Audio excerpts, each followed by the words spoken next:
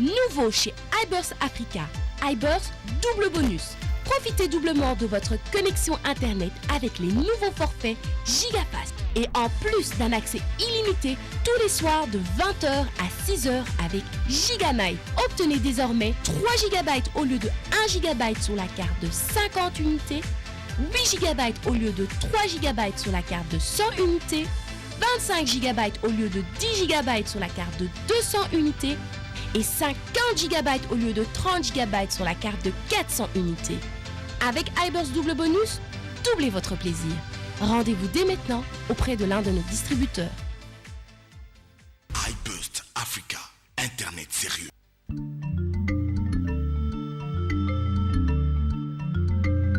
Ce programme vous est offert par Orange.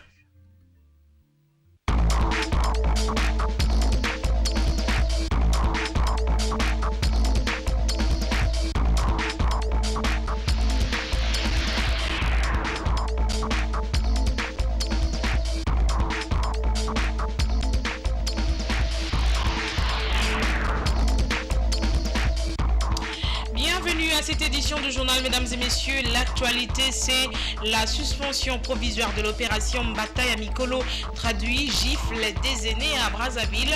L'opération lancée depuis quelques jours à Brazzaville pour arrêter et refouler des étrangers présumés criminels. Une équipe a été dépêchée à la rive droite du fleuve Congo pour s'enquérir de la situation dont sont victimes des Congolais de Kinshasa. Une enquête sera ouverte sur les conditions de refoulement des ressortissants de la République démocratique du Congo la semaine prochaine. Visite officielle en RDC de 72 heures. Le secrétaire général de la francophonie arrive ce dimanche à Kinshasa. Abdou Diouf aura des entretiens avec le président de la République, Joseph Kabila, et quelques hommes d'État congolais. Autre hôte de marque à Kinshasa, c'est le président de l'Assemblée nationale du Congo-Brazzaville. Justin Kumba a rencontré son homologue Oba Minakou. Ils ont évoqué la prochaine Assemblée générale d'Afrique de l'Assemblée parlementaire de la francophonie. Mesdames et messieurs, merci de nous avoir choisis pour vous informer. Bienvenue à tous et à chacun. Tout d'abord, cette nouvelle, des experts de la République démocratique du Congo et du Brazzaville vont mener une enquête sur les conditions de refoulement des ressortissants de la République démocratique du Congo et vérifier les allégations faisant état de la mort de certains d'entre eux au cours de l'opération de police Bataille à Mikolo, traduit gifle des aînés. Cette opération est menée depuis quelques jours à Brazzaville pour arrêter et refouler des étrangers présumés criminels, mais plusieurs témoignages font état des traitements dégradants dont seraient victimes de ressortissants de la République démocratique du Congo. Le vice-ministre des Affaires étrangères de la RDC, Célestin Tunda Wakasende, s'est rendu à Brazzaville pour s'enquérir de la situation. De retour de sa mission hier, jeudi, il a dénoncé des cas de torture, pillage, viol et autres traitements inhumains dont sont victimes des Congolais refoulés de Brazzaville. Célestin Tunda Wakasende a affirmé qu'il a convenu avec les autorités du Congo-Brazzaville la suspension provisoire de l'opération Bataille à Mikolo et le strict respect de la convention qui a été signée en 1999 dans le cadre de la tripartite République démocratique du Congo, République d'Angola et République démocratique du Congo, qui prévoyait notamment des règles à suivre dans le cadre d'une éventuelle expulsion des citoyens d'un de ces trois pays. Le vice-ministre a indiqué que la commission mise sur pied pour enquêter sur ces allégations débutera son travail le lundi prochain. Audience ce vendredi à l'hôtel du gouvernement. Le Premier ministre s'est entretenu avec le directeur général de l'Institut national de recherche biomédicale. Sur la table, la célébration du 30e anniversaire de l'INRB. Élisée Mafou, Tapi Loutono. L'entretien entre le Premier ministre et le professeur Mouyébé, directeur général de l'Institut national de recherche biomédicale, a tourné autour de la célébration du 30e anniversaire de l'INRB. Comme vous le savez, le laboratoire national de santé publique a été inauguré en 1984. C'est le fruit de la coopération franco-congolaise. Nous organisons au mois de décembre les trentenaires de la création de l'INRB. Et ce sera un événement scientifique très important. Alors j'ai senti en lui vraiment un visionnaire. Il a des idées très profondes sur l'importance de la recherche scientifique, n'est-ce pas, pour le développement d'un pays. Et il a dit que notre pays devrait absolument se baser sur la recherche s'il cherche à devenir un pays émergent. Alors, et puis après, nous avons profité également pour lui parler de notre statut par un décret qu'il avait signé au mois de février 2013. L'INRB a été élevé au rang d'établissement public. Ce n'est plus un simple service du ministère de la Santé, mais c'est un établissement public. Mais jusqu'à ce jour, nous n'avons pas eu la concrétisation de ces changements de statut. Alors, il nous a dit qu'il va trouver ces services pour qu'on puisse trouver une solution, n'est-ce pas, à ces problèmes. L'INRB a reçu comme mission de contribuer à l'amélioration de la santé de la population congolaise par la mise en œuvre et la promotion sur toute l'étendue de la RDC des explorations biomédicales nécessaires à la surveillance, à la prévention et au traitement de maladies. Brazzaville va abriter dans les tout prochains jours l'Assemblée générale d'Afrique de l'Assemblée parlementaire de la francophonie pour puiser dans l'expérience congolaise en vue de préparer cette grande rencontre. Le président de l'Assemblée nationale du Congo-Brazzaville a rencontré ce vendredi son homologue, le président Aubin Minaku, premier vice-président de l'Assemblée parlementaire de la francophonie. C'était au Palais du Peuple de Kinshasa, dans le cabinet du travail d'Aubin Minaku Njalanjoko. Je vous propose ici d'écouter le président Justin Kumba au micro de nos reporters. Brazzaville va abriter la conférence, l'Assemblée générale Afrique de l'Assemblée parlementaire de la francophonie, qui sera suivie de la conférence parlementaire sur le changement climatique. Et c'est notre devoir de venir examiner avec le premier vice-président de l'Assemblée parlementaire de la francophonie, qui est le président Aubin Minaku, pour affiner un peu l'ordre du jour qui sera adopté à Brazzaville et regarder les points saillants que nous allons examiner ensemble. C'est un autre jour classique, d'abord l'examen de la situation politique en Afrique, et puis on va voir la gouvernance, la bonne gouvernance, le rôle du Parlement dans la bonne gouvernance, et une question sur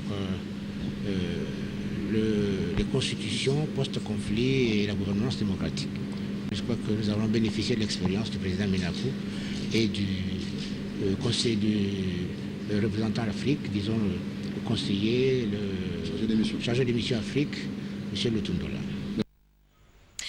C'est toute la République démocratique du Congo qui est en deuil. Justin-Marie Bomboko, le Premier ministre congolais des Affaires étrangères, s'est éteint hier jeudi à l'hôpital Saint-Luc de Bruxelles de suite d'une longue maladie, décédé à l'âge de 86 ans. Bomboko est le premier Congolais diplômé de l'Université libre de Bruxelles et l'un des pionniers de l'indépendance du Congo. La toute dernière interview qu'il a accordée à Numérica TV remonte au 1er mars dernier, lors de la visite des membres de l'ONG, Centre d'études des coopérations internationales, à sa résidence. Je vous propose de retourner sur cette interview réalisée par Élisée Mafou.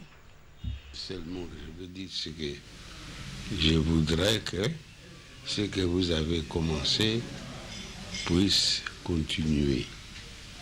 Parce que ici, chez nous, dans notre pays, souvent on vient avec de bonnes intentions et puis quelque peu on oublie, on ne se sait pas, on en parle plus. J'espère que vous êtes décidés à concrétiser votre pensée, votre initiative qui est très très louable, très bonne. Paix à son âme. Le programme des funérailles vous sera communiqué ultérieurement au courant de nos prochaines éditions. Le secrétaire général de la francophonie arrive ce dimanche à Kinshasa. C'est dans le cadre d'une visite officielle de 72 heures. Durant son séjour, Abdou Diouf aura des entretiens avec le président de la République, Joseph Kabila Kabange, et avec quelques hommes d'État congolais, parmi lesquels les présidents de l'Assemblée nationale, Obami Nakou, du Sénat, Léon Kengo Adondo, ainsi que le Premier ministre, Augustin Matata Ponyo Mapon. Voilà, donc vous suivrez dimanche donc l'arrivée d'Abdou Diouf à Kinshasa. Élèves et écoliers sont en vacances et de Pâques, beaucoup d'entre eux disposent d'un téléphone portable sur lequel la plupart du temps ils téléchargent de la musique. À l'Institut Lumumba de Limete, le téléphone est prohibé. La direction affirme s'appuyer sur une directive du ministère de tutelle, mais quoique éteint, le portable n'en est pas moins omniprésent. Reportage à la veille des vacances. Lumière Bon Côté, Armandine Maolo, Séraline Diengo et Eric Kalamba. Suivez. La fascination du téléphone portable ne parle personne, même pas les écoliers et élèves.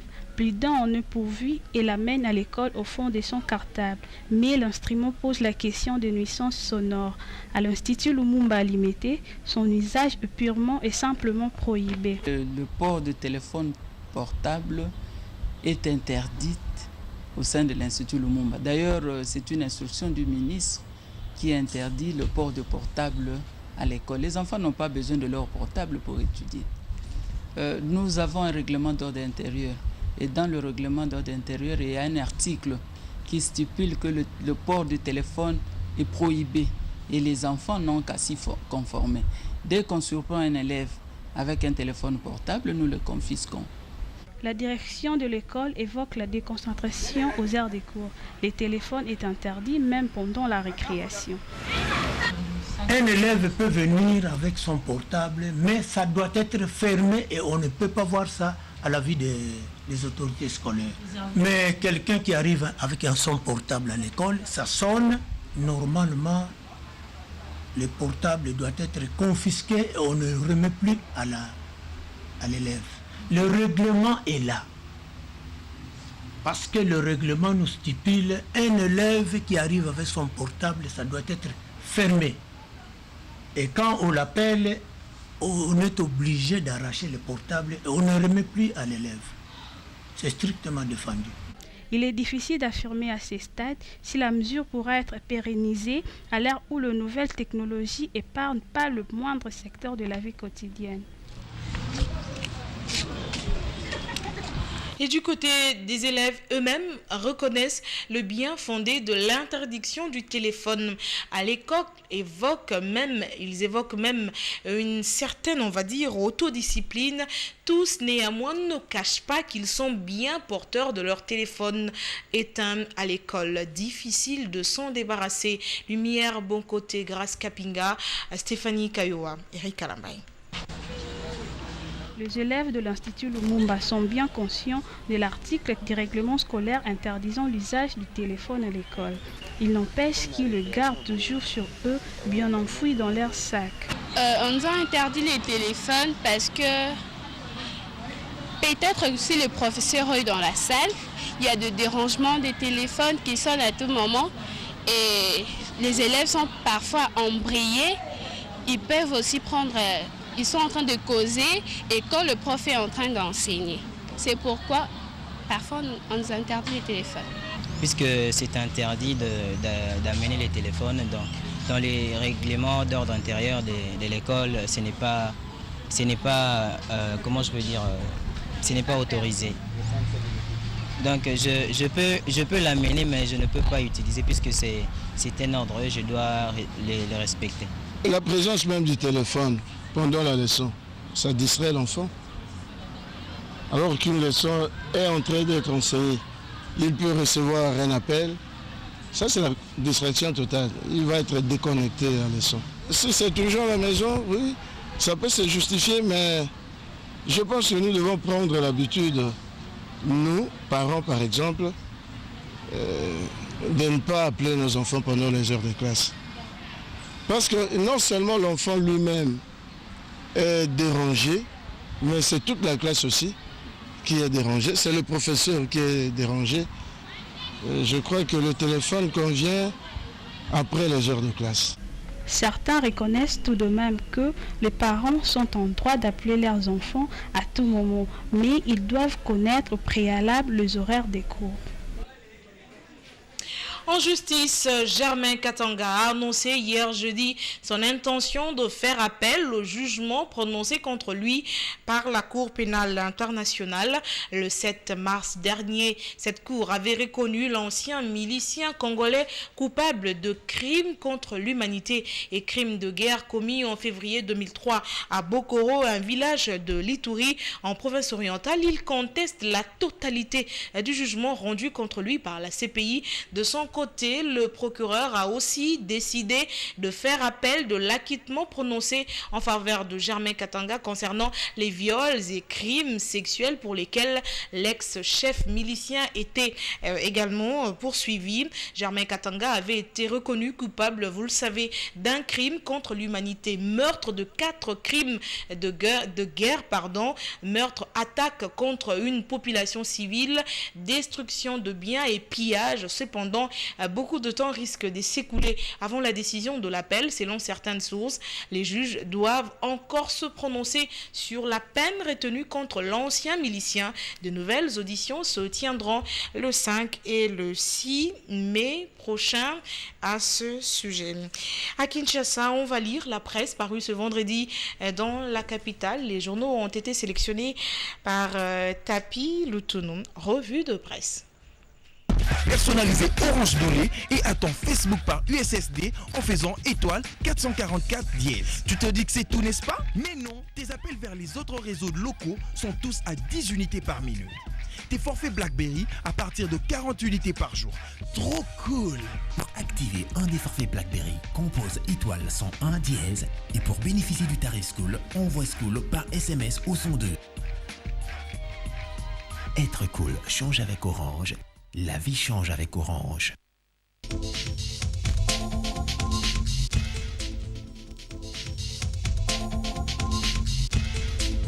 Ouvrons cette revue de presse par la situation des Congolais de la RDC vivant à Brazzaville.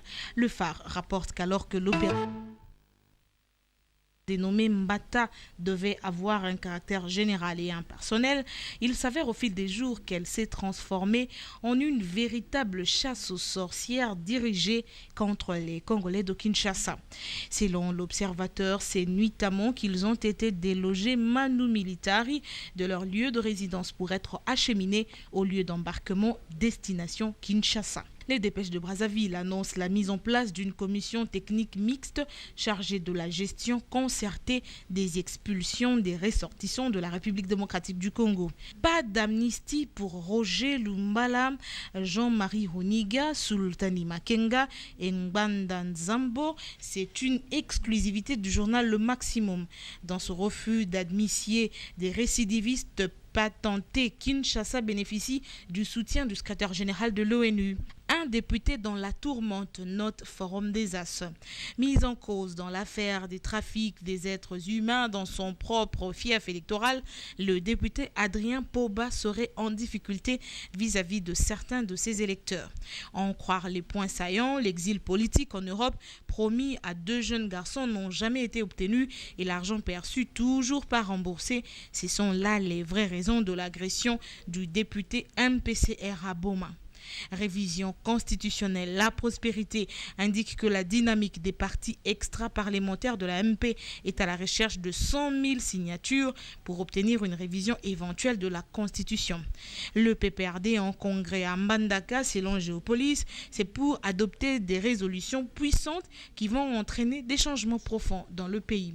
Pendant ce temps, Africa News annonce le schéma Poutine ou le modèle Compaoré autour des assises de Mbandaka.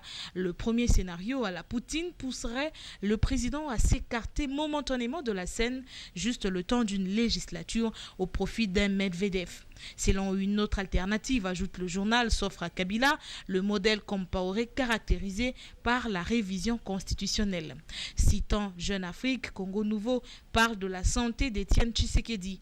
Au moment où des rumeurs folles circulent sur l'état de santé du président de l'UDPS, ses proches tentent de rassurer. Selon eux, l'état de santé de l'opposant historique s'améliore, mais ce dernier a encore besoin de repos. Et puis cette triste nouvelle, la prospérité annonce la mort de Justin Marie Bomboko.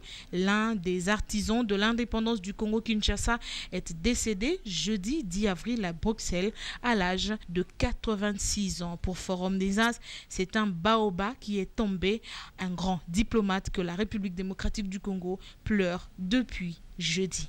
Bonsoir. Nasib bilingi ya orange, masolo eza carré ndeko na leli. Masolo change avec Orange, la vie change avec Orange. L'actualité, c'est la suspension provisoire de l'opération Mbata ya Mikolo, traduit gifle des aînés à Brazzaville, opération lancée depuis quelques jours pour arrêter et refouler des étrangers présumés criminels. Une équipe a été dépêchée à la rive droite du fleuve Congo pour s'enquérir de la situation dont sont victimes des Congolais de Kinshasa, et une enquête sera ouverte sur les conditions de refoulement des ressortissants de la République démocratique du Congo la semaine prochaine. Visite officielle de 72 heures. Le secrétaire général de la francophonie arrive ce dimanche à Kinshasa. Abdou Diouf aura des entretiens avec le président de la République, Joseph Kabila Kabange, et quelques hommes d'État congolais. Autre hôte de marque à Kinshasa, c'est le président de l'Assemblée nationale du Congo-Brazzaville, Justin Kumba, a eu des entretiens ce vendredi avec son homologue Aubin Minaku Njala Njoko. Au menu, la préparation donc de Brazzaville, de l'Assemblée générale d'Afrique, de l'Assemblée parlementaire de la francophonie. Ainsi se termine cette édition sur les antennes de Numérica Télévision. Au nom de toutes les personnes qui ont produit ce journal, je vous dis merci de nous avoir suivis. Je vous retrouve demain 19h pour une nouvelle édition d'information. Portez-vous bien et très bon début de week-end à tous. Au revoir.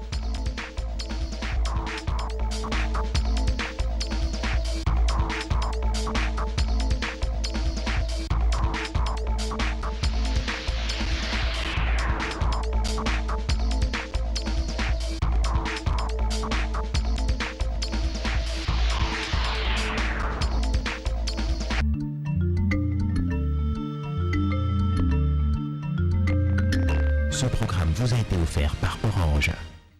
Nouveau chez iBurst Africa, iBurst double bonus. Profitez doublement de votre connexion Internet avec les nouveaux forfaits Gigafast. Et en plus d'un accès illimité tous les soirs de 20h à 6h avec Giganight. Obtenez désormais 3 GB au lieu de 1 GB sur la carte de 50 unités, 8 GB au lieu de 3 GB sur la carte de 100 unités, 25 GB au lieu de 10 GB sur la carte de 200 unités et 50 GB au lieu de 30 GB sur la carte de 400 unités. Avec iBurst double bonus, doublez votre plaisir. Rendez-vous dès maintenant auprès de l'un de nos distributeurs. iBurst Africa, Internet sérieux. Il a plu au Seigneur de rappeler à lui l'âme de son fidèle serviteur, M. Bantouidi Léon, cadre de l'UDPS décédé le 5 avril 2014 à l'hôpital général de référence de Kinshasa, ex-Mamayemo. Les familles Mingingi Victor, Zomba Béatrice, Lunsaki Hélène, Nkutumanima Jacques de la RTNC, Mola Lambio, Nsomi Solange et Kangu Kaliette annoncent aux parents, amis et connaissances que le deuil se tient sur rue Kemba numéro 9, quartier Yolo Sud, dans la municipalité de Kalamou. Le programme funéraire vous sera communiqué ultérieurement. Ce communiqué tient lieu de faire part. Il a plu au Seigneur de rappeler à lui l'âme de son fidèle serviteur, M. Bantouidi Léon, cadre de l'UDPS décédé le 5 avril 2014 à l'hôpital général de référence de Kinshasa, ex-Mamayemo.